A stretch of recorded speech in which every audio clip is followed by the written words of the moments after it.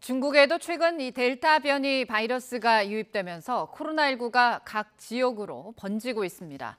열흘도 안 돼 본토 내 27개 도시로 퍼졌는데요. 지난달 물난리를 겪었던 정저우에서도 30명 이상의 감염자가 발생했습니다. 베이징 특파원 연결해서 자세한 소식 알아보겠습니다. 강성우 특파원. 네, 베이징입니다. 중국에서도 델타 변이가 빠른 속도로 번지고 있는 겁니까? 그렇습니다. 중국 국가위생건강위원회 통계를 보면 지난달에 본토의 코로나19 누적 감염자 수가 300명이 조금 넘었습니다. 어제 기준으로 328명이라고 하는데요. 이 수치는 직전 5개월 동안에 중국 본토에서 발병했던 모든 확진자 수와 비슷한 수준이다. 이렇게 어제 국가위건위가 밝혔습니다.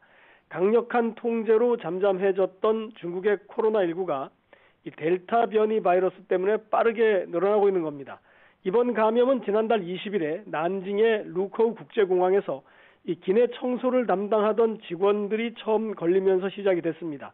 당시 루커우 공항은 국제선과 국내선 항공기의 청소를 같은 직원들이 담당을 했는데 당국은 여기에 허점이 있었다고 보고 당시 공항 책임자를 즉각 해임했습니다.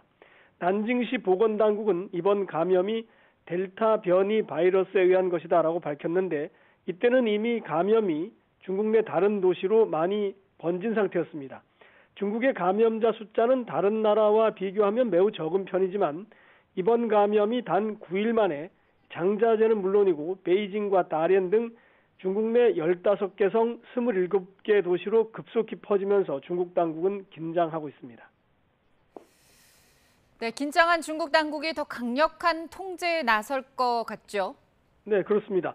중국은 현재 통제식 방역, 이것이 코로나19를 막는 유일한 방법이다라고 판단을 하고 있는 것 같습니다. 이번에도 난징에서 930만 명의 전 시민을 대상으로 외부 이동을 사실상 제한하면서 3번씩 전수 핵산 검사를 했습니다.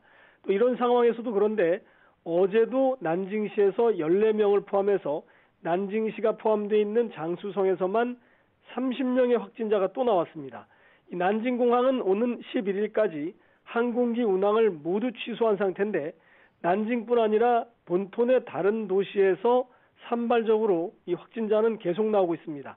어제는 지난달 기록적 폭우로 지하철 침수 피해까지 겪으면서 51명의 사망자가 나왔던 이 허난성의 정저우시에서 확진자 12명이 나왔습니다.